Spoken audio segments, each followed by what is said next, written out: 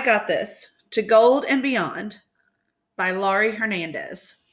Introduction.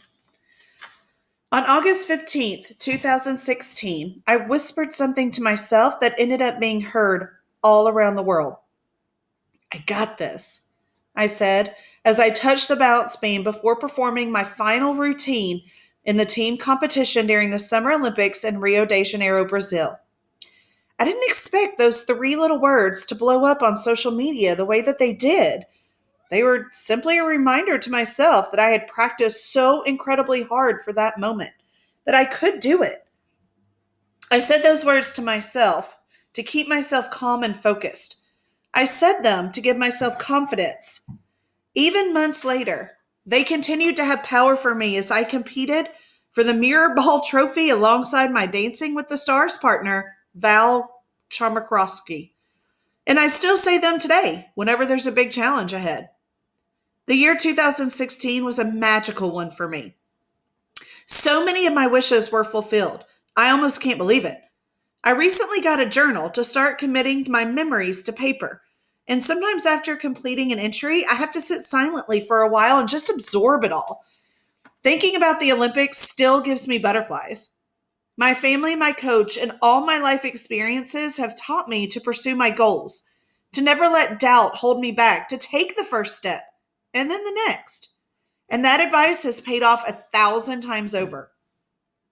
As you read these pages, I hope you'll see that I had a dream and that by dedicating everything I had to it, I was able to achieve it.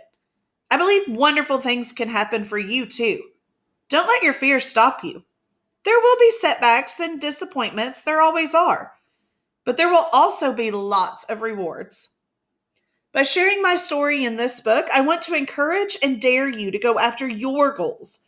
I want to inspire you to do something you never thought was possible.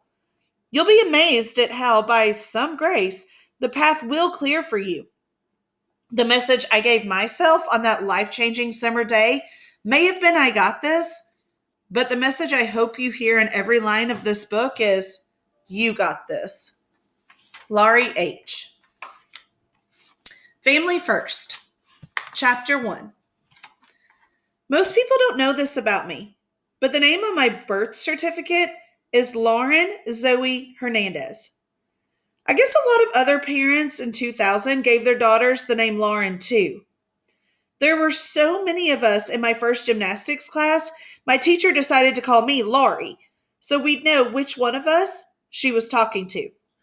From there, the nickname just kind of stuck, and now that's how I'm known. Since then, I've also earned the nickname the Human Emoji because of the animated faces I make during my floor routines. I love the hilarious pictures of me online making the open mouth smiley face and the blushing face. There's also the flirty face and the scream. But the one people think most resembles me is the epic grin. I'm definitely a happy, bubbly person, and I like the fact that it shows on my face. A lot of the joy people see in me comes from doing what I'm passionate about, and it also comes from my home life. Before I ever learned the basics of gymnastics, how to cast well on the uneven bars, how to do a handspring on the vault, I learned the importance of being part of a loving family. My dad, Anthony Hernandez, is a court clerk for the New York City Supreme Court, and my mom, Wanda Hernandez, is an elementary school social worker. They're really adorable. My dad told me that they first met in college and that my mom would study a lot in the library, which doesn't surprise me. And my dad would always joke around with her. That's so like him. He's the comedian of the family and the one who makes us all laugh all the time at the dinner table. I guess their relationship just sprouted from there. Since the beginning, communication was important to them, and they've made sure it's important to the rest of the family too.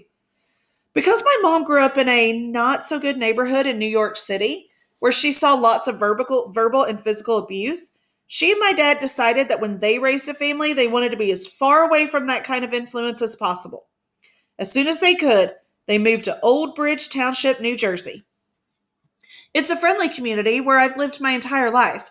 My mom swore to my dad and to herself that we'd never have the type of bad behavior in our home that she was exposed to as a child. She made sure that we grew up with a lot of respect and love. She had witnessed the ugly side of life and wanted to create something better for us. I know that's why my siblings and I have such an awesome connection. Speaking of siblings, my sister, Jelsia?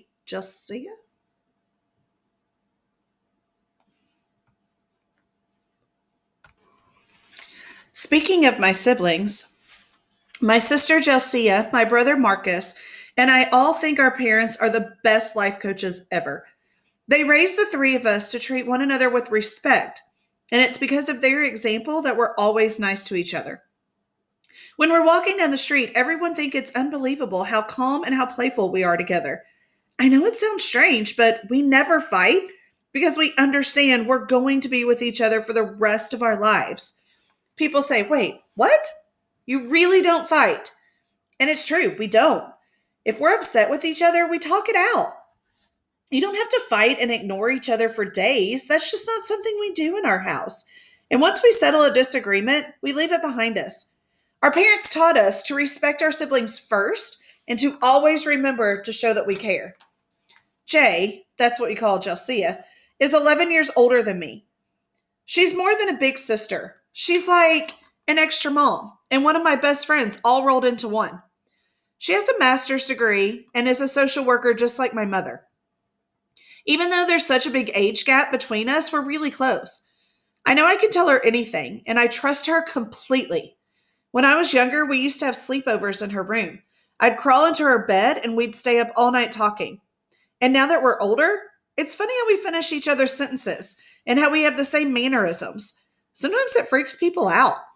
Like one time we were in Starbucks, and we ordered cake pops separately, and without even realizing it, we said the same thing in the same exact way. The barista laughed and told us that what we'd said and how we'd said it was so identical. It sounded scripted. Marcus is awesome too. He's 4 years older than me and in college now. He's studying economics and sports management at Rutgers University in New Jersey. He's a great athlete and ran track at Old Bridge High School and was a middle distance competitor during his freshman year at college. He participated in the NCAA Division I All-American competition too, which is a big deal. I'm always amazed by how he did all that when there was a ton going on in his life. I've been able to really concentrate on my gymnastics, whereas he was competing and juggling so much at once: school, family, social responsibilities, track. Even when you're talented, your sport is hard and it requires a lot of your attention.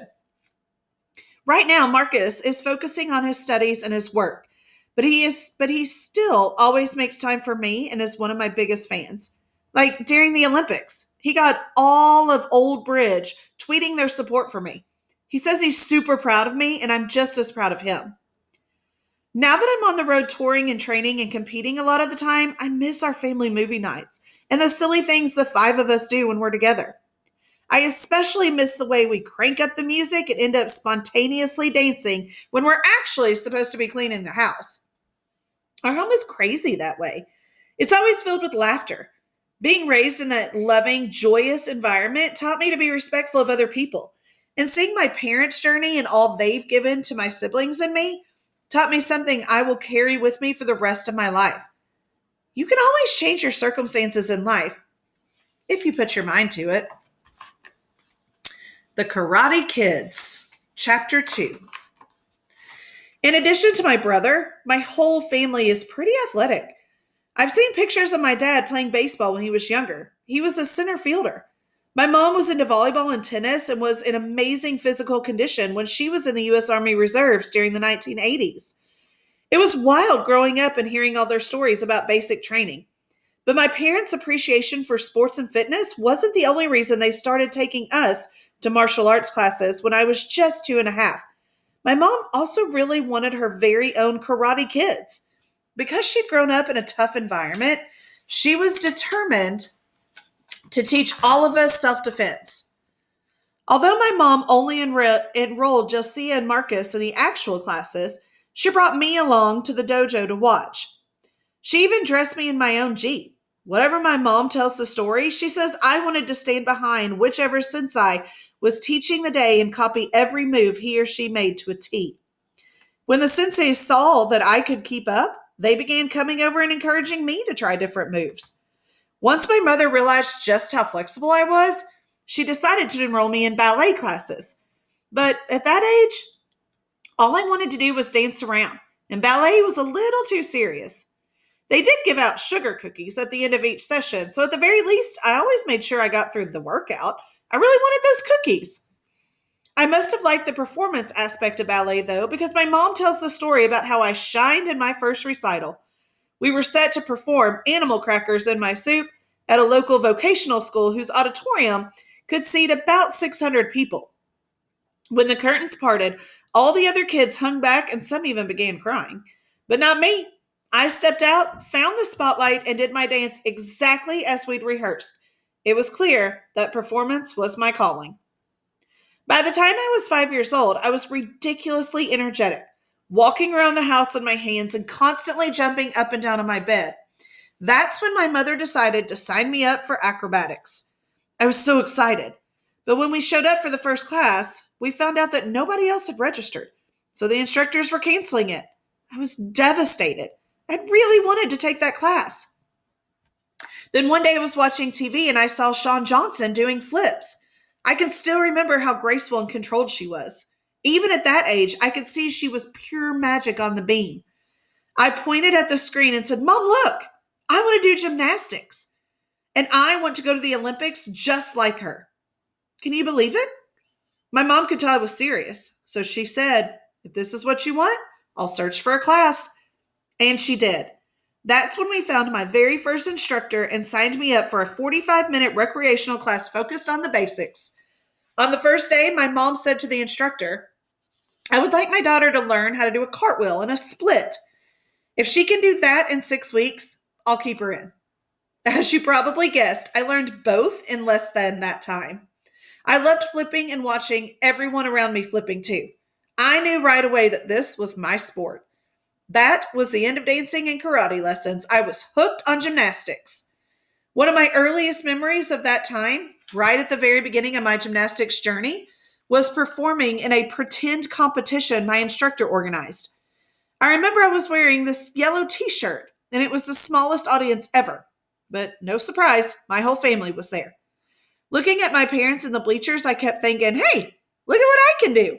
I was so happy. There I was, walking on the beam, holding someone's hand in this mini pretend competition 1 minute, and the next thing I knew, I'm in real competitions. The transition happened like that. Looking back at those early years, I think my mother got more than she ever imagined. Jay earned her black belt and became the karate kid my mom always wanted. Marcus's training in track and field guaranteed he had enough speed and stamina to run from trouble if he ever encountered it. And I was constantly in motion, beginning my path to Olympic gold and silver.